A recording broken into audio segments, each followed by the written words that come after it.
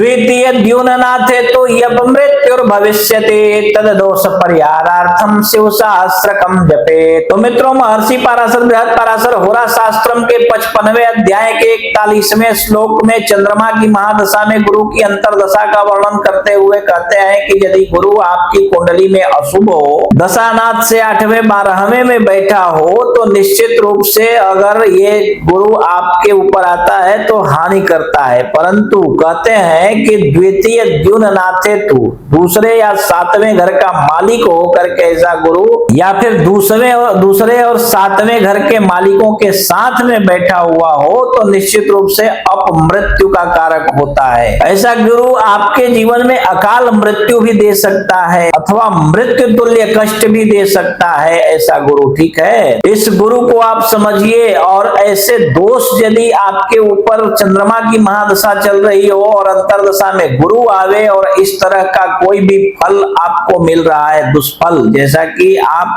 बहुत ज्यादा कष्ट में हो, घर से भी और बाहर से भी और मानसिक रूप से भी बहुत ज्यादा प्रताड़ना का अनुभव कर रहे हो, तो ऐसे समय में शिव सहस्त्र नाम का पाठ कीजिए। क्योंकि ऐसे समय में शिव सहस्त्र नाम का पाठ करना अथवा रुद्राभिषेक करवाना अथवा महामृत्युंजय मंत्र का जप करवाना अपने घर में, लेकिन जप करवाने में एक चीज बहुत ही देखा गया है, हमने अपने लाइफ में अनुभव भी किया इस चीज को, कि आज मोबाइल के जमाने में जो ब्राह्मण है उनमें से ज्यादातर जहां जहां भी मैं गया और जिन जिन को भी देखा, मोबाइल बाजू में रख करके और रील देखते रहते हैं और जप भी करते हैं। ऐसा होता है, इसलिए मुझे थोड़ा सा इसमें अनुचित लगता है। तो एक दिन की शांति भी यदि करवाएं तो उससे भी बहुत ज्यादा लाभ होता है, खर्चा भी कम आता है और बहुत ज्यादा लाभ होता है। और कई ब्राह्मण यदि उसी में हम अगर आपको बताएं कि 11 ब्राह्मण रख करके अगर शांति करवाते हैं तो निश्चित रूप से